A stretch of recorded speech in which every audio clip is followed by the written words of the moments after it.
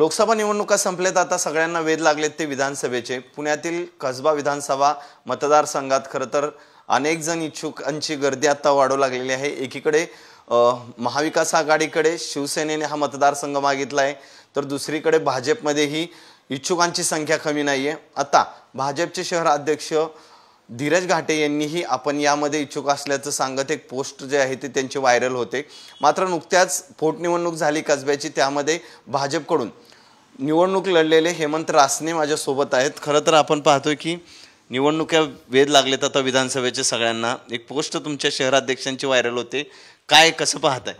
नाही, आज ज्यावेळेस आपण कुठल्याही संघटनेत काम करत असतो, भारतीय जनता पार्टीमध्ये काम करणारे अनेक कार्यकर्ते आहेत आणि कुणीही जो कार्यकर्ता असतो तो त्या वेळेस जी काय राजकीय त्याला कुठली तरी संधी मिळावी ह्याकरता तो काम करत असतो। त्यामुळे इच्छुक कोणी व्हावं ह्याबद्दल काही दुमत नाही। जो राजकारणात काम करतो तो इच्छुक होतो। परंतु मागची विधानसभा निवडणूक लढल्यानंतर महाविकास आघाडीच्या एकत्रीकरणानंतर ती झालेली पहिली निवडणूक होती आणि त्या निवडणुकीमध्ये जर आपण कसबा मतदारसंघाचा 2009 पासूनचा जर नीट विचार केला तर त्या कालावधीमध्ये संपूर्ण मतदारसंघामध्ये कायम तिरंगी चौरंगी लढत होऊन भारतीय जनता पार्टीचे उमेदवार आणि शिवसेना युती असताना तिन्ही वेळेस भारतीय जनता पार्टीचे उमेदवार विजयी झाले। ज्यावेळेस मी पोटनिवडणूक लढवली त्यावेळेस पहिल्यांदाच सर्व पक्षविरुद्ध भारतीय जनता पार्टी अशा पद्धतीचा सामना आपल्याला बघायला मिळाला। दुर्दैवाने त्याच्यात मला मतं चांगली मिळाली, परंतु दुर्दैवाने विजयापर्यंत ती पोचू शकली नाही। परंतु त्यानंतर लगेचच 3-4 दिवसांनी मी पुन्हा कामाला सुरुवात केली। गेली 14-15 महिने संघटना बांधली।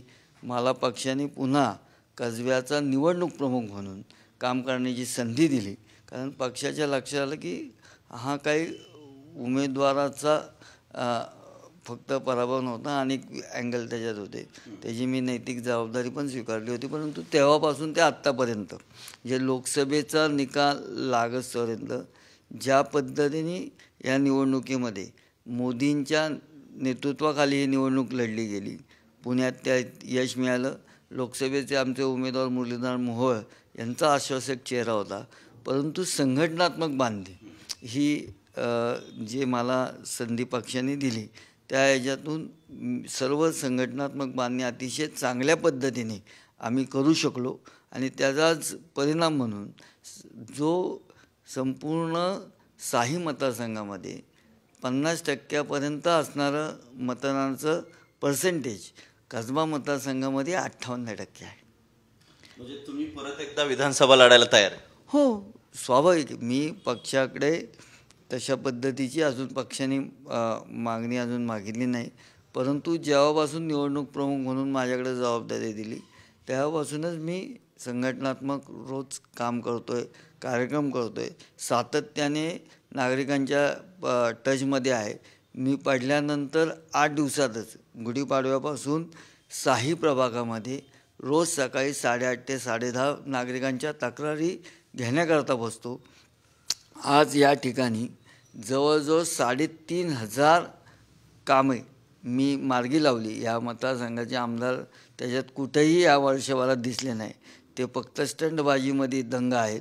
त्यामुळे सातत्याने सर्वसामान्य नागरिकांशी भारतीय जनता पार्टीची असणारी नाळ ती जास्तीत जास्त घट्ट करण्याचा प्रयत्न या काळात आम्ही केला आणि त्याचंच यश आमच्या सर्व कार्यकर्त्यांच्या कष्टाचं यश या 12 महिन्यातच आम्ही जो मतदारसंघ पोटनिवडणुकीमध्ये 11,000नी मागे होता तो 15,000नी मताधिक्यापर्यंत आणण्याकरता कसबा मतदारसंघातील भारतीय जनता पार्टीचे कार्यकर्ते असतील, त्याबरोबर महायुती म्हणून जे आमच्याबरोबर होते त्या अजितदादा पवारांच्या राष्ट्रवादी गटाचे असतील, शिवसेनेच्या शिंदे मुख्यमंत्र्यांच्या पक्षाच्या असतील, मनसेच्या असतील, त्या सगळ्यांच्या मदतीने आम्ही कसब्यात चांगलं मताधिक्य मिळवलं।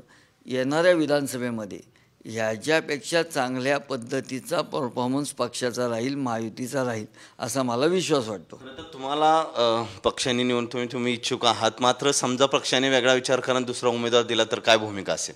नाही, जो पक्षाचा निर्णय असेल, मी भाजपचा एकनिष्ठ कार्यकर्ता आहे.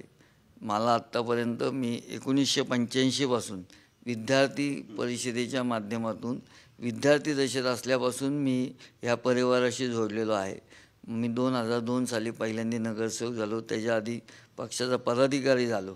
तेव्हापासून आत्तापर्यंत पक्षाने ज्या वेळेस मी संधी मागितली त्यावेळेस प्रत्येक वेळेस काही मिळाली असं नाही आहे. ज्या वेळेस पक्षाने संधी दिली, ज्या ठिकाणी काम करण्याची संधी दिली त्या ठिकाणी काम केलं. शेवट आणि कुठल्याही विषयात, विधानसभेचे असू, महापालिका असू किंवा एखादं पद असू, संघटनात्मक पद असू, तुम्ही इच्छा प्रदर्शित करणं हे तुमचं काम असतं.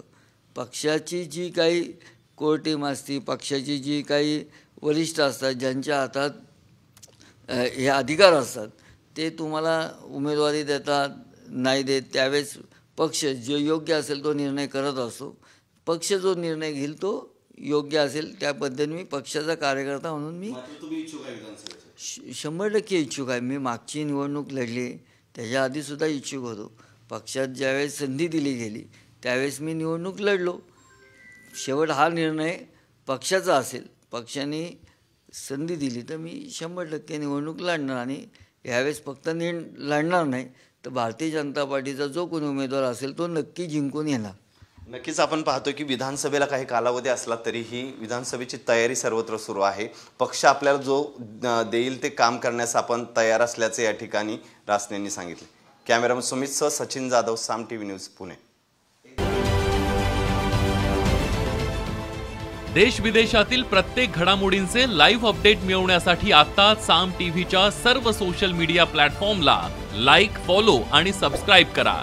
तसंच सर्व नोटिफिकेशनसाठी बेल आयकॉन प्रेस करायला विसरू नका.